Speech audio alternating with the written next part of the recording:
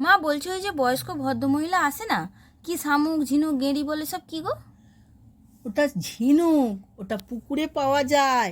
ওই ঝিনুকেতে প্রচুর ক্যালসিয়াম, বাচ্চাদের হাড় শক্ত হয়, রক্তে আয়রন বাড়ে। আরে সো ডিসকাস্টিং, এইসব এখনকার দিনে ব্যাকডেটেড, কেউ খায় নাকি? এখনকার মায়েরা রান্না করে না এত খাটাখাটুনি করে। এর প্রচুর খাটুনি আমাদের মা কাকিমার হাতে শেখা। তখনকার দিনে মা কাকিমারা করে দিত, আমরা প্রচুর খেয়েছি। তুর তুর। এখানে আমি 500 গ্রাম ঝিনুকের মাংস নিয়ে নিয়েছি। সমস্ত আবর্জনা এবং খোসা বাদ দিয়ে এই মাংসটা দাঁড়িয়েছে আমার 300 গ্রাম।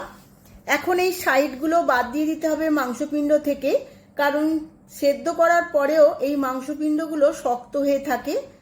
তাই সমস্ত ঝিনুক থেকে এই মাংসপিণ্ডগুলো বাদ দিয়ে দেব।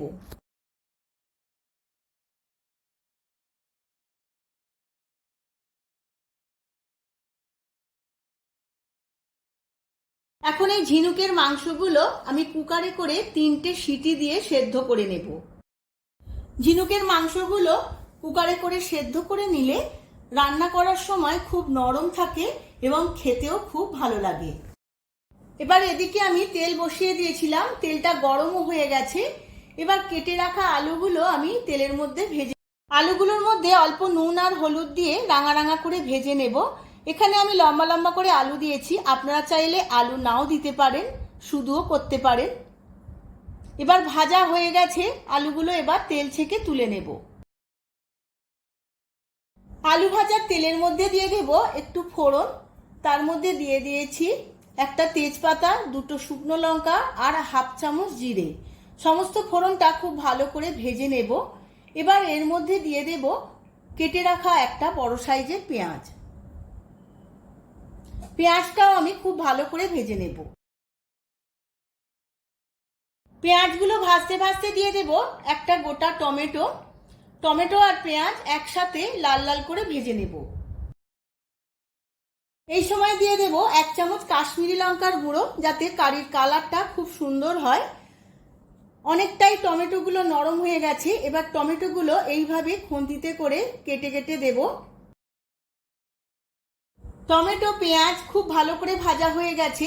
এবার এর মধ্যে দিয়ে দেব 1 চামচ রসুন বাটা। রসুন বাটাও আমি সমস্ত কিছুর সাথে খুব ভালোভাবে ভেজে নেব। রসুনটা খুব ভালো করে ভাজা হয়ে গেছে। এখন দিয়ে দেব আদা, কাঁচা লঙ্কা আর জিরে বাটা।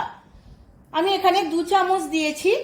এবার সমস্ত উপকরণের সাথে আদা, জিরে, কাঁচা লঙ্কাও খুব ভালো করে ভেজে নেব। এই সময় দিয়ে দেব স্বাদের ব্যালেন্সের জন্য হাফ চামচ চিনি।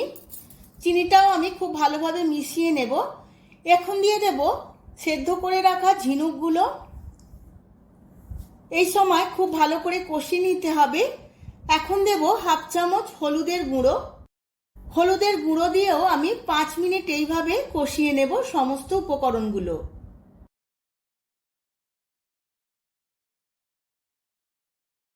সমস্ত কিছু 5-7 মিনিট কষিয়ে নেওয়ার পর দিয়ে দেব ভেজে রাখা আলুগুলো। আলুগুলো আমি 1 মিনিট নাড়াচাড়া করে নেব। এবার দিয়ে দেব পরিমাণ মতো জল। পরিমাণ মতো জল দিয়ে খুব ভালো করে মিশিয়ে নিয়েছি। এখন দেব স্বাদ মতো নুন। এবার চাপা দিয়ে 5 মিনিট সেদ্ধ করে নেব।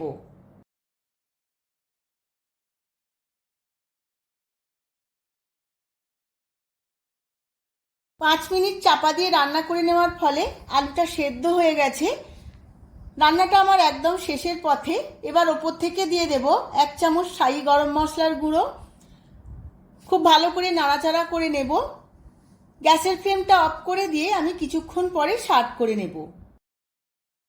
আমি সার্ভ করে নিয়েছি। গরম ভাতের পাতে এইরকম একটি ঝিনুকের ঝাল থাকলে একদম জমে যাবে। আপনারাও একবার এইভাবে বাড়িতে বানিয়ে ফেলুন। আর কেমন লাগলো আমার কমেন্ট বক্সে কমেন্ট করে জানান। ভিডিওটা যদি ভালো লেগে থাকে ভিডিওটিতে প্রচুর প্রচুর লাইক ও শেয়ার করবেন। আজ তাহলে আসি, আবার দেখা হবে পরবর্তী ভিডিওতে।